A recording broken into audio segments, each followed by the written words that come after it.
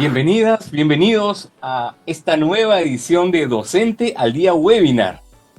Iniciamos entonces, sin más, el primer bloque denominado Evaluación Formativa, y dejo en el uso de la palabra a Marisol Molina de la Dirección de Formación Docente en Servicio. Adelante, Marisol, te escuchamos. Gracias, Luis. Dicho esto, empecemos hablando de evaluación. Pues escuchamos evaluación formativa, evaluación diagnóstica y nos hacemos muchas preguntas. ¿Hay diferencias? ¿Es lo mismo? ¿Cómo evalúo en este contexto? ¿Qué cosa evalúo? ¿Por qué tengo que evaluar? Vamos a intentar, Pilar y yo, responder estas preguntas el día de hoy.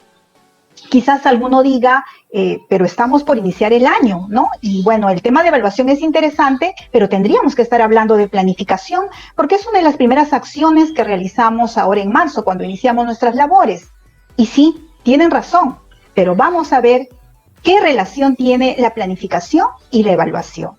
Luis, te pido que compartas la diapositiva, por favor. Pasamos para mostrar esta relación.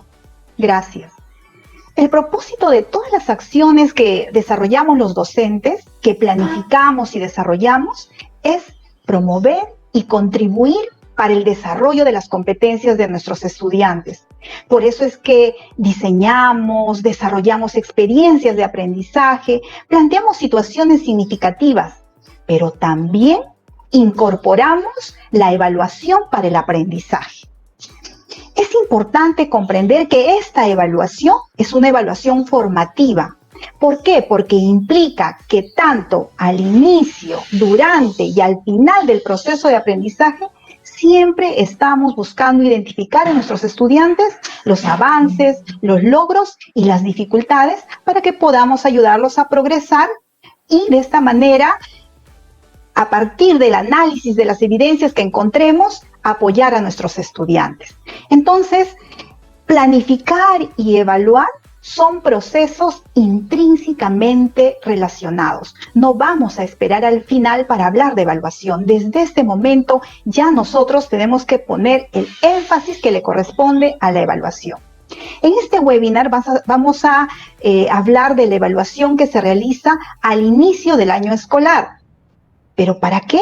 Porque a partir de esta evaluación vamos a tomar nuestras decisiones cruciales a largo plazo, porque van a implicar la planificación anual, es decir, determinar qué competencias voy a desarrollar y a qué niveles voy a responder, pero también una planificación a mediano y corto plazo, porque voy a decidir qué experiencias de aprendizaje voy a plantear a mis estudiantes que le permitan progresar en el desarrollo de sus competencias. Siempre, por supuesto, en el marco del enfoque formativo y el enfoque por competencias.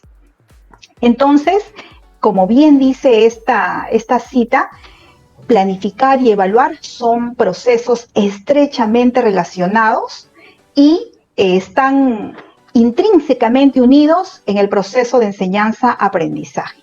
Por eso es que este proceso de planificación tiene que ser un proceso reflexivo, flexible, pero sobre todo centrado en los propósitos de aprendizaje que deben desarrollar nuestros estudiantes. Siguiente lámina, por favor, Luis. La evaluación formativa, sé que ustedes la conocen, han leído, están bastante imbuidos en ellas y saben de que es un proceso continuo, ¿no? Esto quiere decir, como les dije hace un momento, no se da al final del proceso de aprendizaje solo para saber si nuestros estudiantes han alcanzado las metas propuestas, sino que se inserta de manera articulada durante todo el proceso de aprendizaje del estudiante.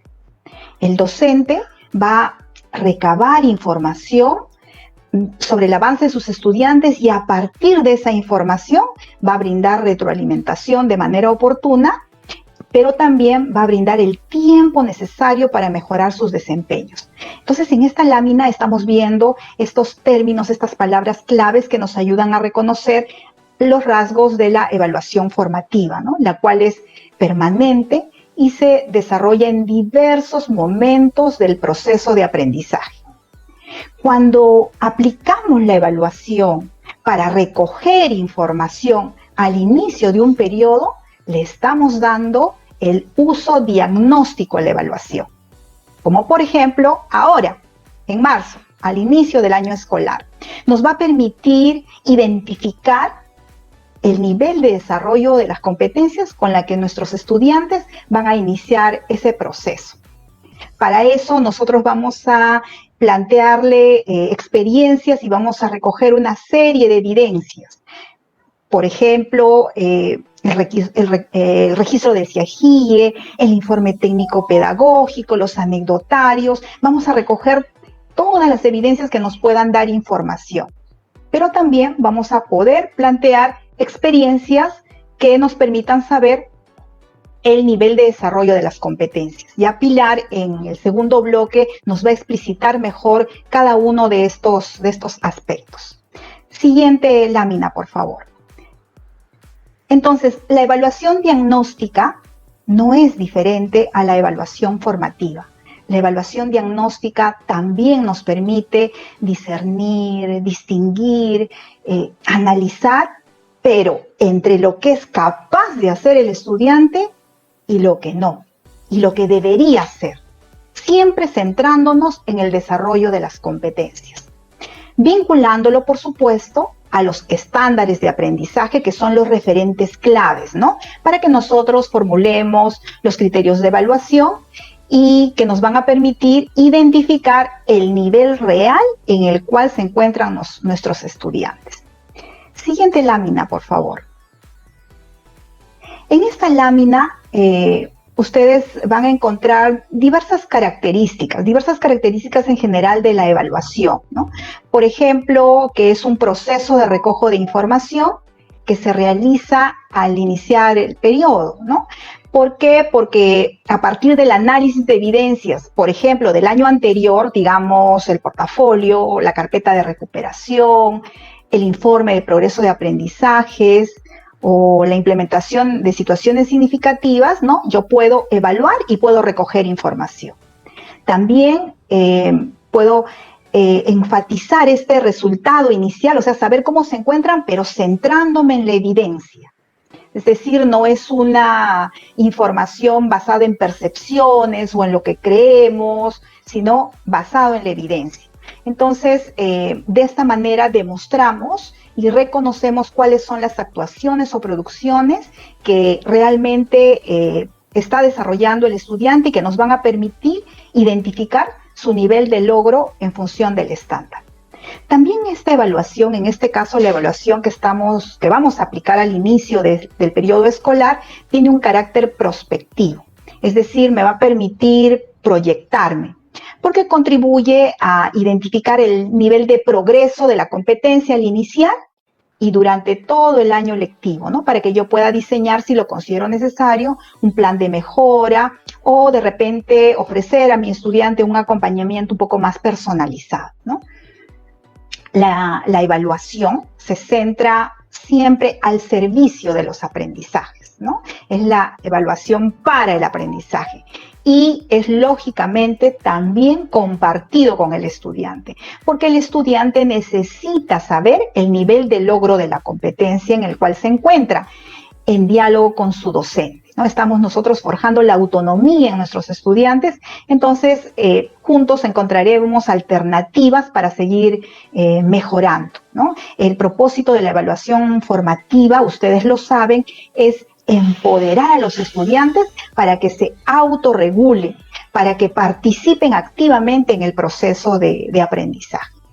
También aporta información necesaria para regular los aprendizajes de manera diferenciada, ¿no? Nos va a brindar información por estudiante y eso nos va a permitir a nosotros identificar la distancia en la que se encuentran en función del estándar y de acuerdo a eso planificaremos estrategias que nos ayuden a atender la diversidad que encontramos en nuestro aula, en el grupo de estudiantes con el cual estamos trabajando.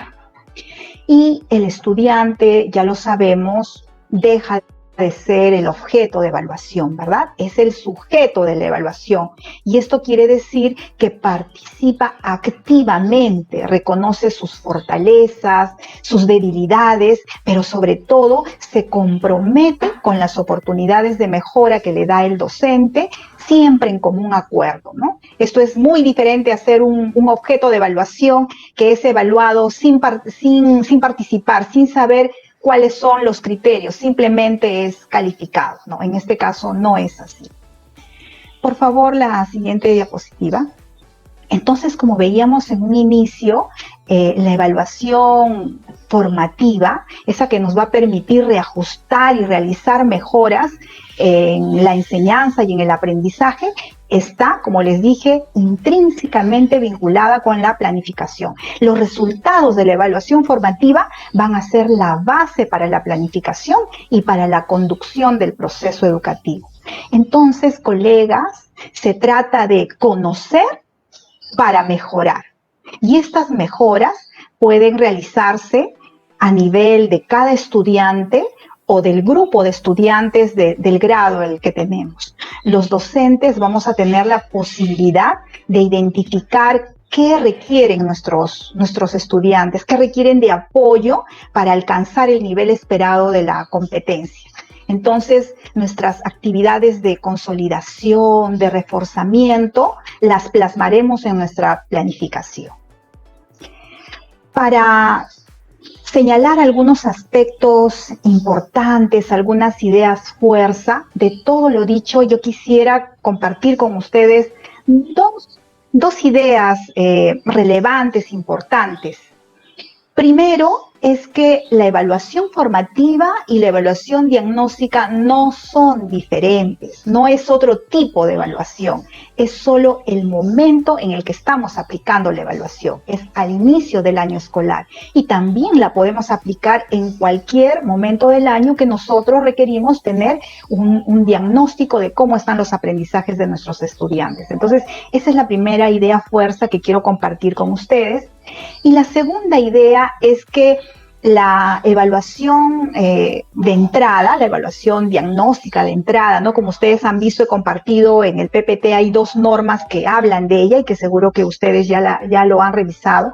Esta evaluación nos va a permitir distinguir entre lo que es capaz de hacer el estudiante y qué es lo que debería hacer en relación a las competencias.